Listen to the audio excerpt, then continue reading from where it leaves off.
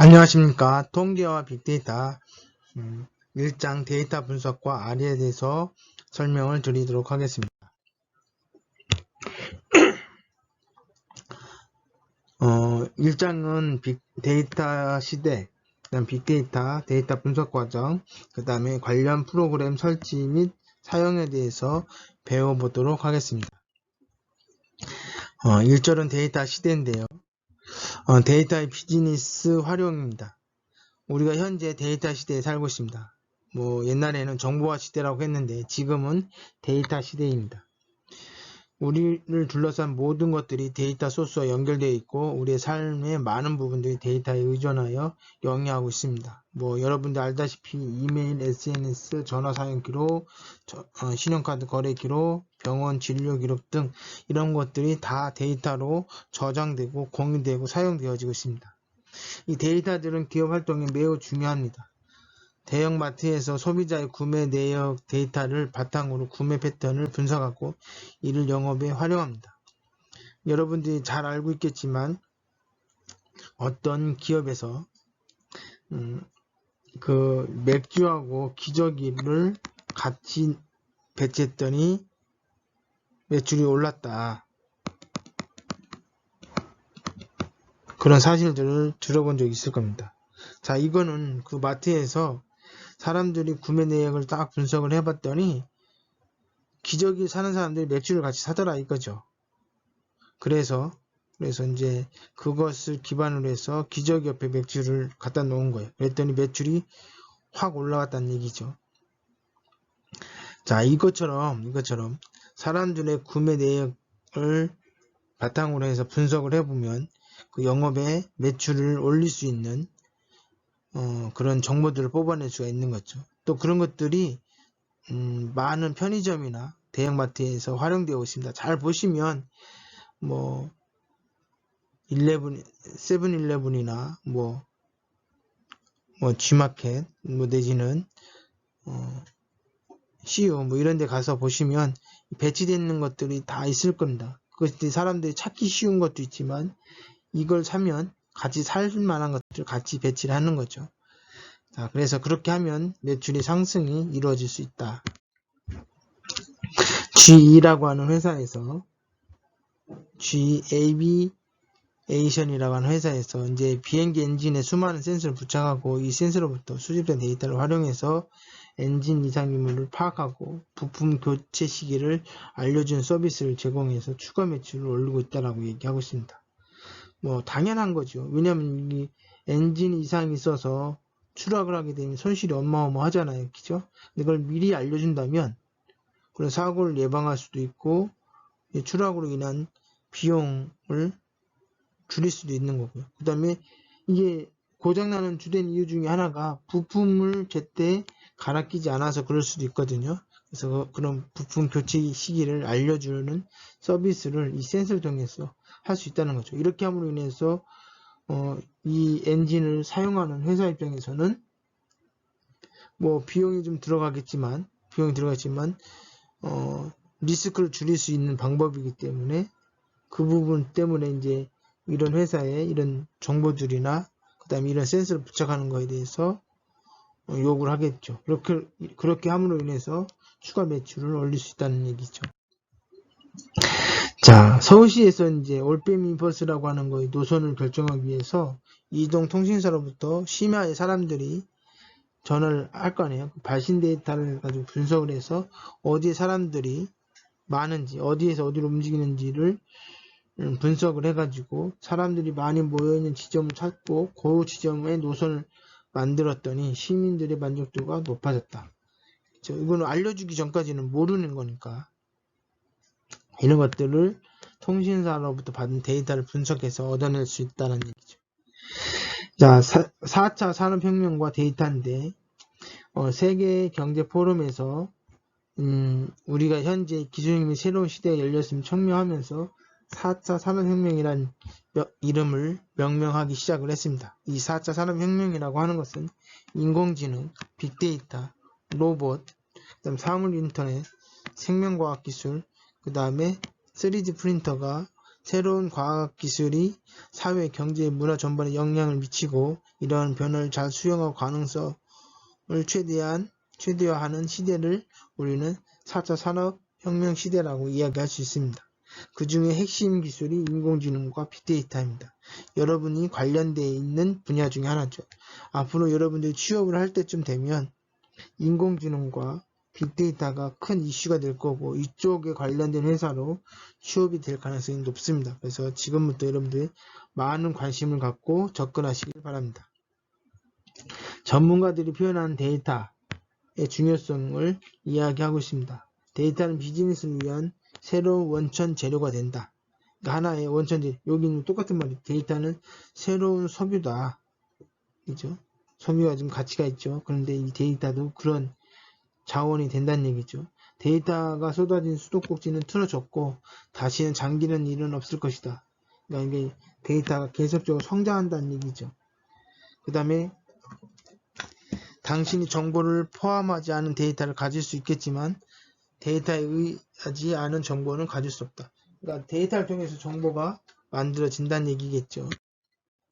자, 2절 빅데이터. 빅데이터, 이제 데이터하고 빅데이터하고는 뭐 차이가 있죠. 뭐 보통 빅데이터라고 하는 것은 빅 이렇게 쓰죠. 데이터가 크다라는 뜻이에요. 기존의 데이터를 저장하는 것은 이제 데이터베이스라고 얘기하죠. 그리고 관리 도구를 우리는 데이터 관리 도구를 DBMS라고 얘기합니다. DBMS로 유명한 것이 오라클, MySQL, MSSQL 이런 것들이 있습니다. 이런 DBMS에서 데이터를 수집하고 저장하고 관리하고 분석한단 말이에요. 근데 그거를 하기에는 그거를 할 역량을 넘어서는 데이터 양이 많거나 뭐 다양성이나 속도, 여기서 얘기하는 이런 것들을 가진 데이터들을 우리는 빅데이터라고 한다.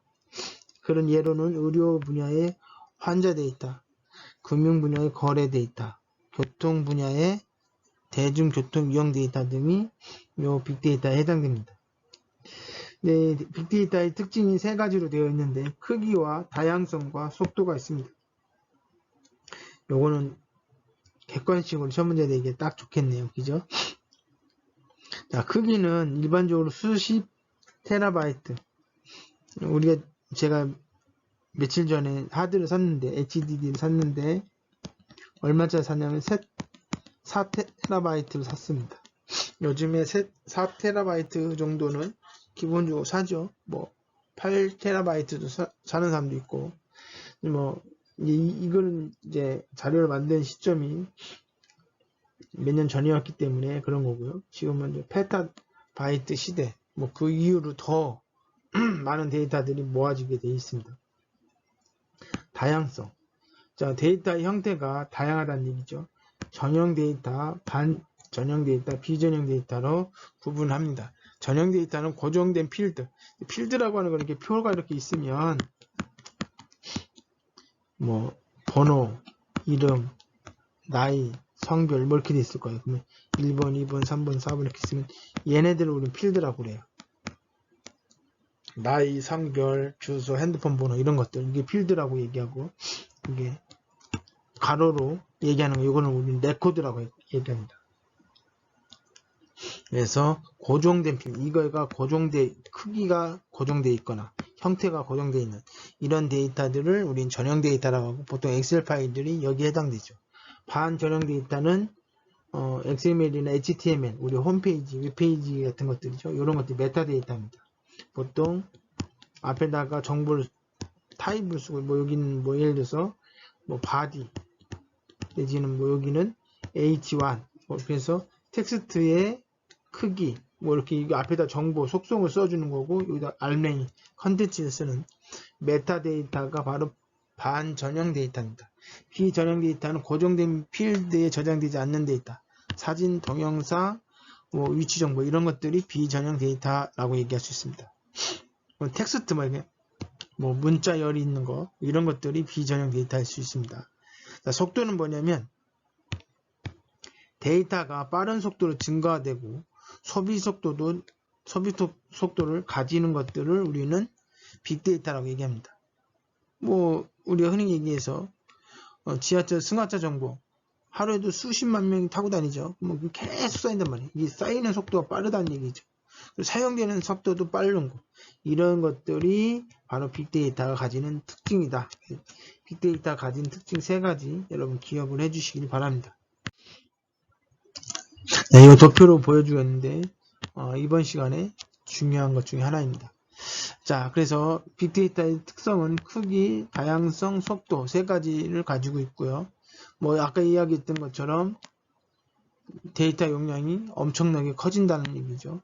그 다음에 다양성, 정형 데이터만 있는 게 아니라 비전형 데이터, 반전형 데이터가 있고 쌓이는 속도와 소비되는 속도가 빠른 것들이 바로 빅데이터의 특징입니다.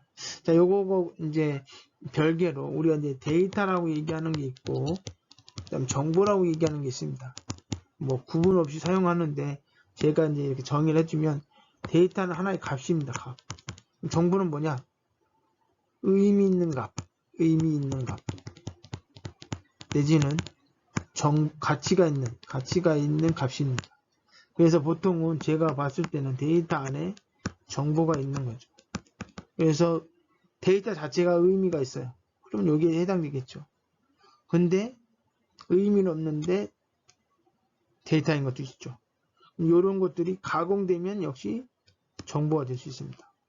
예를 들어서 이런 센서들에 의해서 정보가 수집되잖아요. 이거 하나의 값이에요. 이거 의미가 없습니다. 근데 이게 가공이 되거나 뭔가 처리되거나 의미를 부여하게 되면 의미는 정보가 되겠죠. 뭐 그런 얘기입니다. 자, 빅데이터의 성공 사례.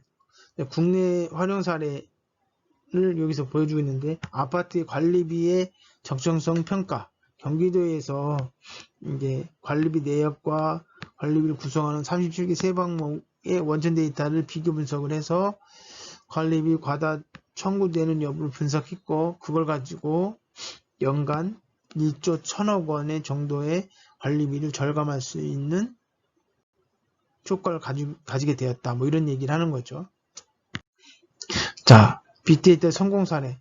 우리가 이제 해외 이제 활용 사례를 이제 얘기를 하고 있는데 뭐냐면 빅데이터를 통해서 우리는 뭘 할 수 있냐면 타겟팅된 맞춤형 광고를 할 수 있다 이거죠.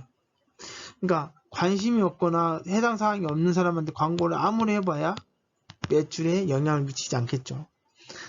필요한 사람에게 광고를 함으로써 매출을 올리고 싶다는 거죠. 이때 사용되어지는 기술, 빅데이터 기술이라는 얘기죠. 여학생에게 온 타깃 광고가 있는데 그게 뭐냐면 유아용품이에요. 이거 의미가 없다는 거죠. 여학생이 유아용품에 관심이 가질 리가 없죠. 물론 뭐 조카나 동생이 유아라서 관심이 있을 수 있지만 이거는 뭐 100명 중에 1명이나 2명이 관심이 있을 거란 말이에요. 이거는 광고가 실패한 거죠. 근데 두 번째 경우는 뭐냐면 빅데이터 전문가를 통해서 여학생 고객의 구매를 분석을 했더니 일반 기본 로션보다는 무향의 로션을 더 많이 구매하더라. 영양제는 비구매하지만 미네랄 영양제는 많이 구매하더라. 그러면 어떻게 돼요? 이게 이제 광고사가 이 해당 업체에 가서 요런 걸로 우리가 광고를 할 테니까 당신이 이걸로 매출이 올라가면 그거 일부를 나한테 주십시오. 이렇게 할 수도 있는 거고. 그죠? 아니면 이 회사가 기본 로션도 말고 무향 로션 구매도 한다. 그러면 무향 로션 구매만 광고를 여학생들한테 한다는 얘기죠. 그 고객에 맞게 광고를 하겠다는 얘기죠. 예, 스텝 3. 요거는 뭐냐면 더 나아가서 고객 데이터베이스에 데이터를 가지고 뭘 만들어내냐면 그 임신 추정, 임신 가능성 있는 여성 또는 임신이 되었을 거라고 유추할 수 있는 여성들에게 뭐예요? 유아용품에 관련된 뭐예요? 할인 쿠폰을 발송을 하는 거죠. 그럼 이 사람들은 당연히 자기가 필요한 거라고 생각하고 더 많은 구매가 일어나겠죠. 그러니까 이것보다는 이게 매출에 큰 영향을 미치겠죠. 그게 바로 빅데이터의 성공 사례가 될 수 있는 겁니다. 자, 그러면 이 빅데이터라고 하는 것이 결국은 정제되고 분석되고 활용되어져야 되는데, 그러기 위해서는 데이터 분석 과정이 필요합니다. 자, 데이터 분석 과정은 사람들마다 과정을 다르게 정의할 수 있습니다.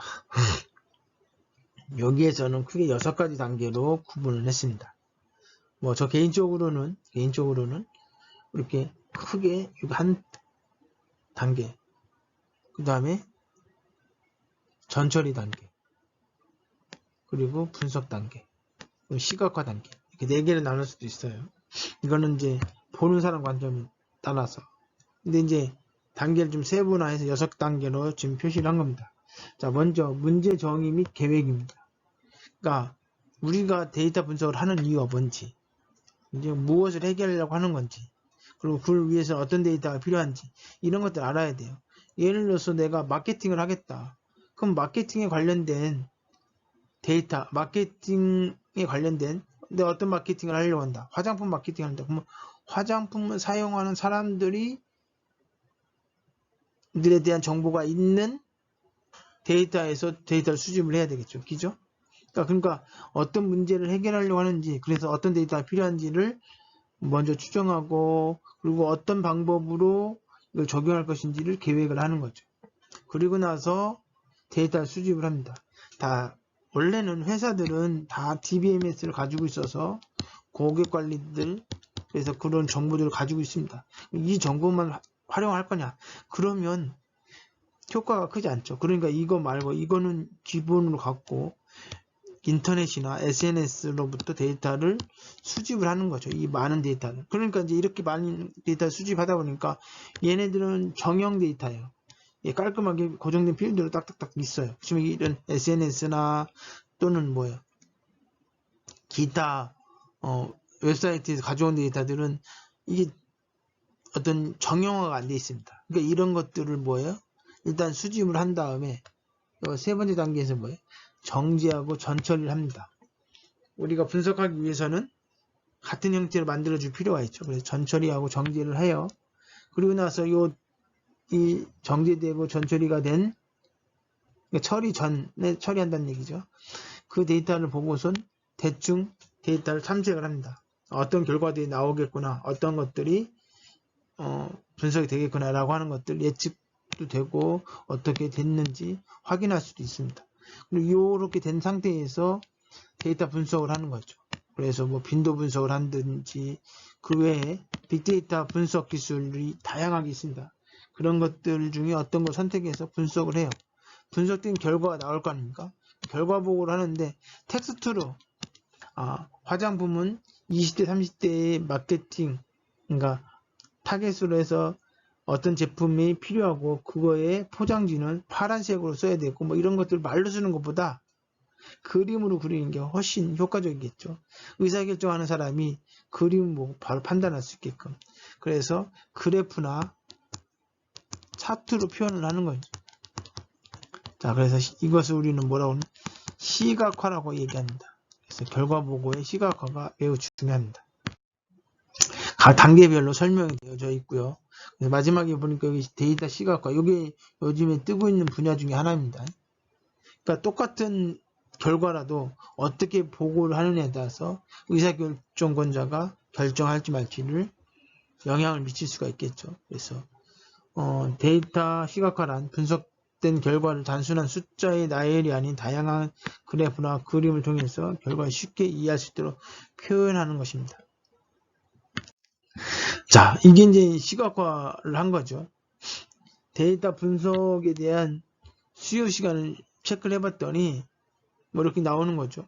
원차트, 파이 차트로 이렇게 그림을 그린 건데 딱 보니까 뭔지 모르지만 이게 60%나 차지하고 있네. 두 번째로 이거 19% 차지하고 있네. 가서 봤더니 데이터 전지하고 전처리 하는데 60%의 시간이 소요되더라. 그죠? 바로 할 수 있죠. 그림을 통해서. 그래서 데이터를 수집하는데 19%, 정지하는데 60%.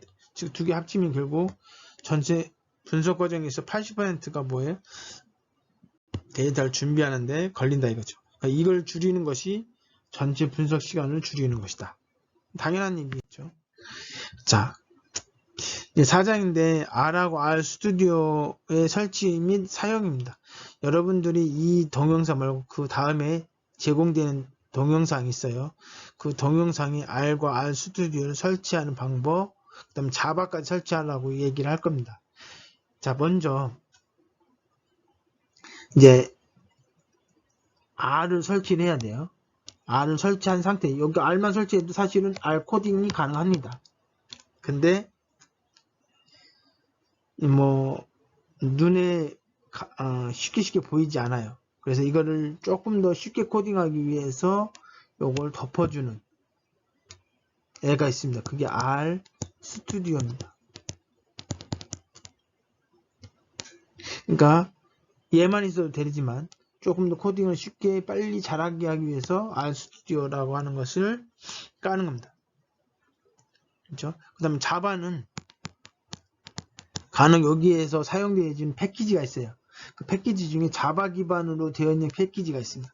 자바가 안 깔려 있으면 구동이 안 되는 경우가 있습니다. 그래서 자바도 같이 깔아줘야 됩니다. 이 세 개를 까는 방법이 다음 동영상에 있으니까 참고를 해주시고, 자, 여러분한테 제가 주의사항을 하나 알려드리면, 여러분들이 컴퓨터를 켜놓고 탐색키를 눌러요. 탐색키를 누르면 여러분 잘 알겠지만 C 드라이브가 있고 D 드라이브, 뭐 USB 메모리를 꽂으면 여기 뭐 E나 F나 이렇게 생기겠죠. 여기 디스크가 이렇게 있습니다. 뭐 드라이브라고도 하고 디스크라고도 하고 하는데, 근데 보통 C에 가서 보면 여러 개의 파일들이 있습니다. 아니, 여러 개의 폴더들이 있어요. 폴더들이 있는데 뭐 윈도우즈 폴더가 있고, 그 다음에 프로그램 파일즈라고 폴더가 있고, 맨 마지막에 보면 사용자 또는 유저스라고 되어 있는 것도 있고, 저는 이제 이 C의 이름을 윈도우즈라고 써서 그런 거지, 요거는 뭐 사람들마다 틀립니다. 근데 요 사용자에 클릭을 해서 들어가면 여기에 몇 개의 폴더가 있습니다. 보통은 하나나 두 개가 있어요. 근데 여기 보시면 여러분들이 로그인 할 때 들어갔던 계정 아이디가 있을 겁니다. 여기 지금 문쌤이라고 하는 요 사용자 이름으로 제가 로그인을 했어요. 자, 요게 영어로 돼 있을 땐 상관없습니다. 영어로 안 돼 있으면 한글로 홍길동이라 돼 있다. 아마 많은 학생들이 윈도우즈를 깔 때 아마 영어로 안 하고 한글로 썼을 거예요. 자, 이러면 야, 이게 이 최단거리, 이게 지금 얘를 경로를 타고 다른 데로 가서 그 파일을 읽어와야 돼. 참조를 해야 돼요. 그러다 보면 요 한글은 이 경로를 찾아가기가 힘듭니다. 즉 이걸 못 찾아요. 그래서 실행이 안 되거나 원하는 결과가 안 나와요. 그래서 여러분들이 R을 설치하기 전에 반드시 요걸 확인해서 이게 한글로 되어 있다. 영어로 되어 있으면 상관없어요. 한글로 되어 있다. 그러면 제어판에 가서 계정을 하나 더 추가를 하세요. 그래서 이름은 어떤 걸로 해도 상관없는데 영어로 된 계정을 만들고 영어로 된 계정으로 로그인 한 상태에서 이것을 설치를 하시면 됩니다. 그리고 물론 여러분들 R 코딩을 할 때는 반드시 영어로 된 계정으로 로그인해서 작업을 해야 됩니다. 근데 이게 R만 그런 게 아니라 코딩하는 모든 프로그램들이 다라고 얘기할 수는 없어요. 근데 이 경로를 찾아가는 데 있어서 이걸 중요하게 생각하는 프로그램들은 에러가 생깁니다. 그러니까 반드시 영어로 된 계정을 만드시고 그걸로 해서 로그인 한 다음에 설치해 주시기 바랍니다. 자, 그리고 제가 이제 가끔 과제를 낼 건데 이게 개인 과제인데 이건 뭐냐면 여러분들한테 부담을 주려고 하는 것보다는 이게 실습 과목인데 면대면으로 수업을 못 하다 보니까 여러분들이 잘 수업을 듣고 있는지 테스트라고 하기는 확인하기 위해서 과제를 내는 겁니다. 그래서 여러분들이 이게 설치하고 나서 전체 화면을 캡처해서 업로드 하시면 됩니다. 자, 이 과제는 이렇게 매주 또는 격주로 과제를 낼 텐데 이 과제는 잘하고 못하고는 의미가 없어요. 냈는지 안 냈는지, 제때 냈는지 안 냈는지 이것만 확인합니다. 그래서 부담 없이 안 되고 만약에 되는 과정에서 실수하거나 제대로 잘 안 됐거나 이거 상관없습니다. 했다라고 하는 게 중요한 거예요. 그래서 제때 올리시는 게 중요합니다. 제때 올리지 않으면 감점되거나 빵점 처리가 돼요. 그래서 캡처를 하면 되고, 캡처하는 방법은 캡처 관련된 프로그램을 이용하는 방법도 있지만 윈도우즈에서는 보조 프로그램 안에 캡처 도구라고 하는 게 있습니다. 이걸 이용해서 캡처한 다음에 저장을 해요. 그림 파일로. 그래놓고 뭐예요? 업로드 해주시면 돼요. 만약에 이것을 잘 모르겠다, 이거 찾기 힘들다 그러면 여러분 키보드에서 윈도우 키, 창문 키를 누른 상태에서 Shift를 누르고, Shift 키하고 윈도우 키를 같이 눌러요. 아마 Shift를 누른 상태에서 윈도우 키를 눌러야 되는 것 같은데, 요걸 누른 상태에서 마지막으로 S를 누르면 이게 화면이 좀 뿌옇게 나옵니다. 그럼 마우스로 영역을 지정을 해요. 그리고 나서 그럼 이게 클립보드에 저장이 되고 메모리에 저장이 돼요.